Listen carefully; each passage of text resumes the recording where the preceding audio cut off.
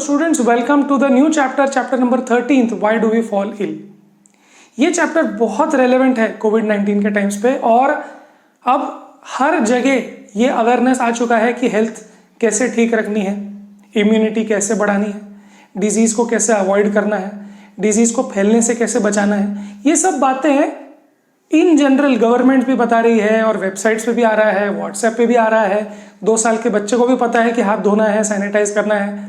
तो कुछ चीज़ें कोविड-19 की वजह से अवेयरनेस तो बढ़ गया है, और 2 साल के बच्चे को भी पता है कि why do we fall ill. तो ये चैप्टर क्योंकि बहुत रेलेवेंट है, हम लोगों को भी मजा आएगा इसको रिलेट करने में जो अभी के सिचुएशंस है उससे। तो चलो शुरू करते हैं। Let's start talking about why do we fall ill. Let's start talking about health and disease. Now health and disease ये बहुत कॉम्प्लिकेटेड वर्ड्स है जिसको हम आने वाले 1-2 वीडियोज में भी करने वाले हैं। Health and disease in human communities are complex issues जो बहुत इंटरकनेक्टेड इश्यूज से होते हैं, जैसे कि फ्लड्स। फॉर एग्जाम्पल, फ्लड्स अगर होते हैं कहीं पे या सुनामी आती है कहीं पे, तो डेफिनेटली वहां पर हेल्थ इश्यूज आ जाते हैं, है ना। आपके खाने के प्रॉब्लम्स हो जाते हैं, आपके रहने के प्रॉब्लम्स हो जाते हैं। तो सिर्फ फ्लड या सुनामी या अर्थक्वेक आने से ही आपको प्रॉब्लम नहीं हुआ। एक बार वो फ्लड चला गया, सुनामी चला गया, अर्थक्वेक तो एक बार ही होता है, वहां पर किसी की जान गई, तो सिर्फ उतना ही प्रॉब्लम नहीं है। जो लोग जिंदा हैं अर्थक्वेक के टाइम पे, सुनामी के टाइम पे, उन लोगों के घर जा चुके हैं, उन लोगों के टॉयलेट जा चुके हैं, उनके खाने पीने के जो भी सामग्री थी वो जा चुकी है। गवर्नमेंट तो हेल्प करेगी, बट बिकॉज एक रेफ्यूजी कैंप जैसी जगह पे आपको सबको एक साथ रहना पड़ेगा, आपको एक पर्टिकुलर जगह पे ही टॉयलेट जाना पड़ेगा। हो सकता है आपको खुले में जाना पड़े, और अगर डेफिनेटली वहां पर आपके घर के जैसे सैनिटेशन तो नहीं होगा। तो ऐसे सिचुएशन में फ्लड के बाद, सुनामी के बाद, अर्थक्वेक के बाद भी, आफ्टरमाथ मतलब उसके बाद भी प्रॉब्लम्स और आ सकते हैं। जैसे कि flood was a problem in itself, but उसके बाद जब खुले में आपको टॉयलेट जाना पड़ेगा तो उससे और डिजीजेस फैल सकते हैं। तो उसके आफ्टरमाथ से और जॉन्डिस, कॉलेरा, टाइफाइड, खुले में है आप लोग तो हो सकता है मच्छर काट रहे हैं तो मलेरिया हो सकता है, डेंगू हो सकता है। All these problems come after the actual calamity which you think about. So, earthquake is a calamity, sure, but उसके बाद में जो calamity आ सकती है वो भी बहुत complicated है। See, आप घर पे हो, earthquake नहीं आया था, आप बिल्कुल properly घर में रह रहे थे, सो रहे थे, खा रहे थे टाइम पे सब कुछ, बट अभी आपका खाने का टाइम का पता नहीं, सोने के टाइम का पता नहीं, आपको सैनिटेशन मिलेगा कि नहीं, आपको टॉयलेट खुले में जाना पड़ेगा क्या, उसके बाद आपको खाना न्यूट्रिशियस मिलेगा कि नहीं। आपके घर का खाना खाते थे तो न्यूट्रिशियस खाना मिलता था, अब जो कि बहुत लोगों के लिए खाना बनेगा तो पता नहीं न्यूट्रिशियस होगा कि नहीं। तो एक तो ये सैनिटेशन इश्यूज, ऊपर से आपको खाना ढंग से नहीं मिलेगा तो इम्यूनिटी भी आपकी लो हो सकती है। तो all these things which you do not think about. Earthquake हो गया, ओके, उसके बाद तो सब ठीक हो ही जाएगा, नहीं, उसको ठीक होने के लिए बहुत साल लग जाते हैं।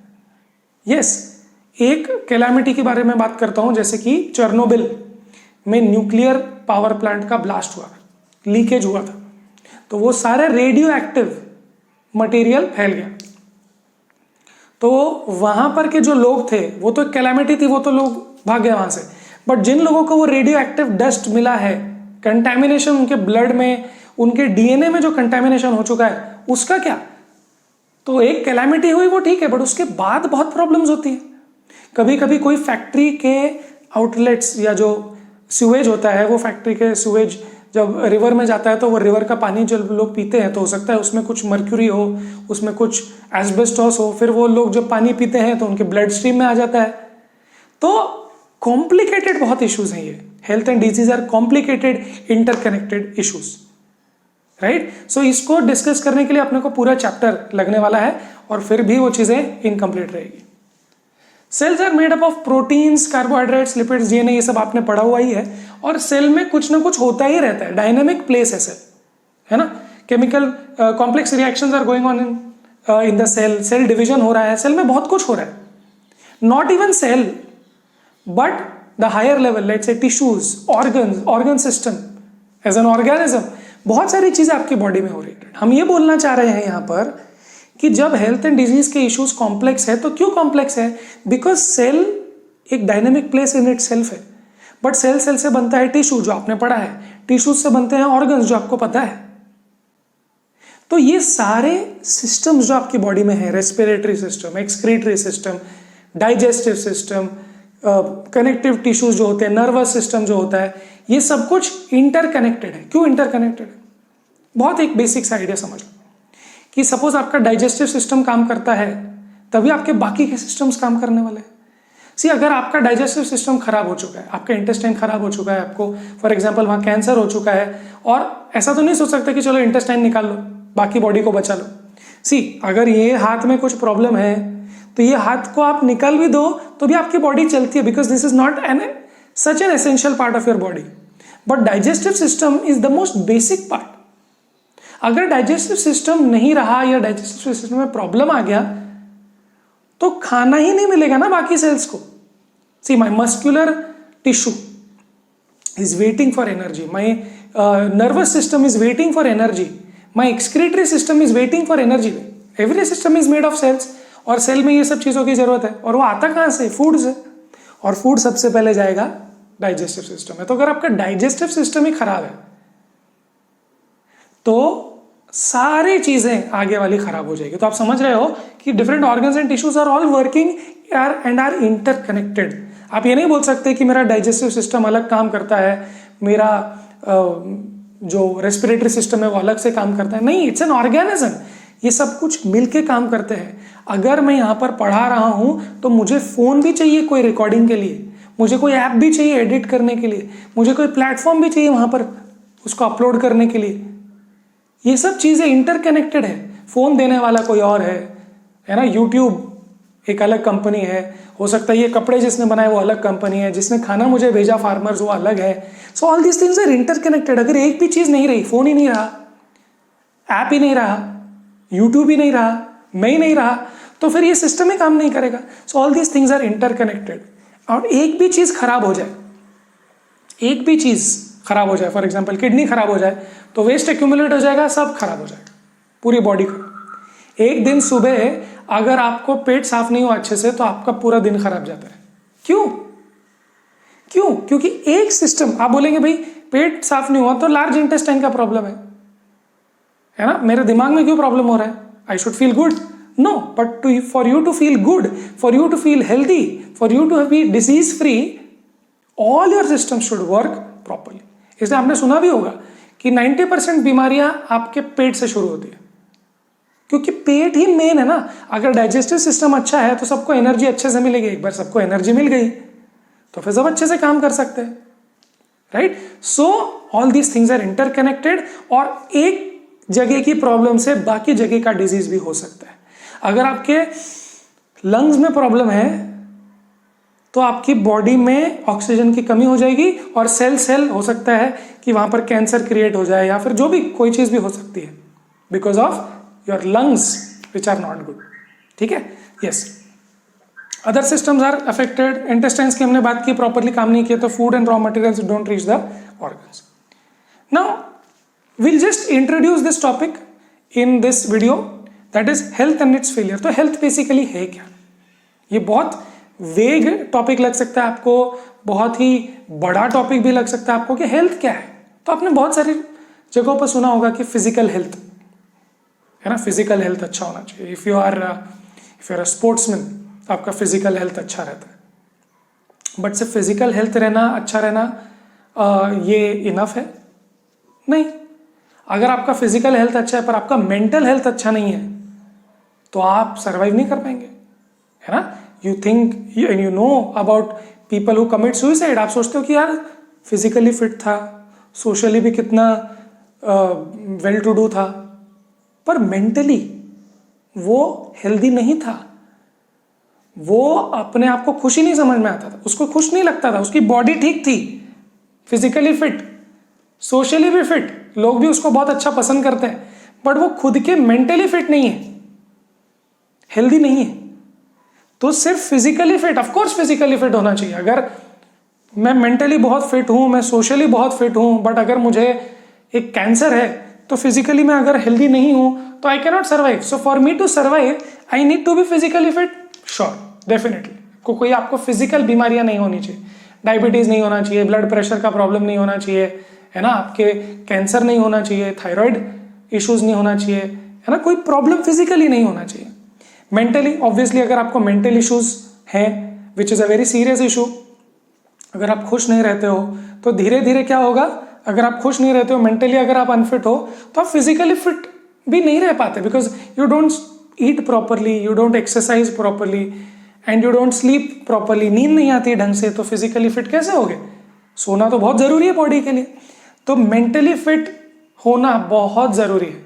आई am not saying this is more important than this, ऐसी कोई बात नहीं है, दोनों चीजें इंपॉर्टेंट है। इनफैक्ट सोशली भी फिट होना या हेल्दी होना जरूरी है। आप एक ऐसे सोसाइटी में रहते हो जो खुद ही फिट नहीं है, यहाँ पर वॉर्स चल रहे हैं, सोशली आप फिट नहीं हो रहे हो, वहां पर हो सकता है आप माइनॉरिटी हो, आपको लोग अटैक करते हैं, टेररिज्म है ना, आपको बोलते हैं मेरे देश छोड़ के चले जाओ, तो in that scenario you are socially not fit, socially not healthy, socially not accepted. तब आपका मेंटल भी अफेक्ट होगा और फिजिकल भी अफेक्ट होगा। अगर आप फिजिकली फिट नहीं हो तो सोशली भी आप अफेक्ट होंगे। जैसे कि अगर आपका हेल्थ अच्छा नहीं है, या फिर आप बहुत मोटे हो आप, या बहुत पतले हो आप, तो आप मेंटली खुश नहीं रहते और सोशली भी आप ज्यादा नहीं निकलते, आप सोशली भी शायद एक्सेप्टेड नहीं होते। तो everything is very interdependent, so you have to understand what is health. हमने एक एक हेल्थ की बात की। It is the state of being well enough to function well. It is the state of being well enough to function well.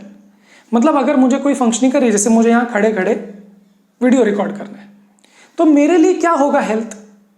If I am healthy, for me what is health? मेरे लिए ये health नहीं है कि मैं 100 kilo वजन उठा सकूं, मेरे लिए ये हेल्थ नहीं है। यस, मैं एक्सरसाइजेस करता हूं, बट मैं कोई क्रिकेटर या मैं कोई फुटबॉलर या कोई मैं वेट लिफ्टर या मैं कोई ताइक्वांडो या कराटे खेलने वाला मैं नहीं हूं।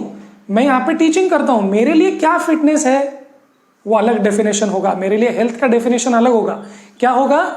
Being well enough to function well.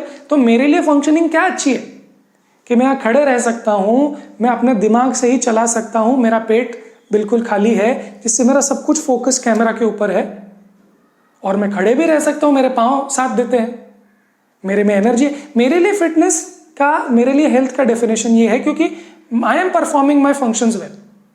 हाँ, अगर यही चीज को मैं वेट लिफ्टिंग में जाऊं तो बोलेंगे भाई तू हेल्दी नहीं है। क्यों हेल्दी नहीं है? मैं बोलूंगा मैं तो टीचिंग कर सकता हूं, मैं खड़ा रह सकता हूं 3 घंटा। बोलेंगे उससे क्या होता है? यहां पर क्या रिक्वायरमेंट है कि आपको 2 ही मिनट खड़े रहना है, बट वेट बहुत सारा उठाना है। आपका काम ही अलग है वेट लिफ्टिंग में। अगर आप रनिंग करते हो 100 मीटर तो वहां पे हेल्थ का डेफिनेशन ही अलग है। अगर आप मैराथन भागते हो तो वहां हेल्थ का डेफिनेशन अलग है।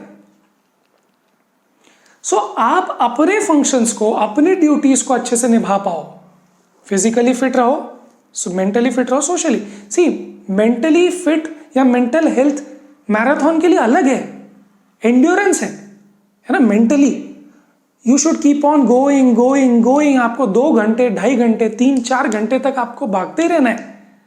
उसके लिए मेंटल फिटनेस भी बहुत चाहिए, फिजिकल फिटनेस भी अलग टाइप की चाहिए। अगर आप हुसैन बोल्ट को बोलो कि भाई तू मैराथन भागेगा, वो खुद ही बोल देगा आई am not mentally fit for it, I am not mentally healthy. वो हो सकता है 3 टाइम 12 साल तक वो वर्ल्ड चैंपियन हो सकता है, बट फिर भी वो वाला फंक्शन नहीं कर सकता जिसके लिए अलग मेंटल और फिजिकल और सोशल फिटनेस चाहिए। So what is health? Health is the ability या it's the state of being well enough to perform your functions well. अगर आप स्टूडेंट हैं तो आपके लिए हेल्थ क्या है? आपके लिए हेल्थ है कि आप 1 घंटा, 2 घंटा, 3 घंटे तक भी आप वहां पर बैठे रहो और अपना पेपर लिखो। तो आपके हाथों में वो ताकत हो चाहिए, फिजिकली। मेंटली आपके ये होना चाहिए कि आपके नर्वस सिस्टम अच्छे से होना चाहिए, आपका दिमाग बोलता है और आपका हाथ लिखता है, फटाफट होना चाहिए। माइंड एंड बॉडी कनेक्शन होना चाहिए। पढ़ने के लिए बहुत देर तक आपका स्टेमिना होना चाहिए, खुश होने चाहिए। तो आपका स्टेमिना अलग है। आपको वेट लिफ्टिंग नहीं करनी है। अगर आपको कोई बोले अरे तू कितना पतला है, तो पतले होने से क्या होता है? भाई मैं अपना काम कर सकता हूँ ना अच्छे से, मैं बीमार नहीं पड़ता हूँ ना, मेरा काम हो रहा है। भाई अगर हुसैन बोल्ट जाके रामानुजन को बोलेगा कि यार तुम तो भाग ही नहीं सकते, तो रामानुजन बोलेगा my job is to do maths, मेरे लिए फिटनेस अलग है। क्लियर? ग्रेट। सो हमने यहां पर देखा कि हेल्थ एंड डिजीज ये बहुत इंटरकनेक्टेड इश्यूज की वजह से होता है, बहुत कॉम्प्लेक्स इश्यूज की वजह से होता है, और हमने देखा कि बिकॉज हमारी बॉडी में बहुत सारे सिस्टम है, एक भी सिस्टम खराब हो जाए या कम काम करने लग जाए तो बाकी सिस्टम पे बैड इफेक्ट होता है। एंड हमने हेल्थ का भी एक बेसिक आइडिया देखा कि 3 टाइप के हेल्थ होते हैं, और हेल्दी होने का मतलब है वो तीनों चीजें सेट हो, अच्छे से अपनी जगह पे काम कर रहे हो, जिससे आपका काम अच्छे से हो। Your health might be very different from Virat Kohli's health, right? Great, so let's end this video here. I hope आपको अच्छा लगा हो। नेक्स्ट वीडियो में हम लोग बात करेंगे more about health and diseases. Till then पढ़ाई करते रहे।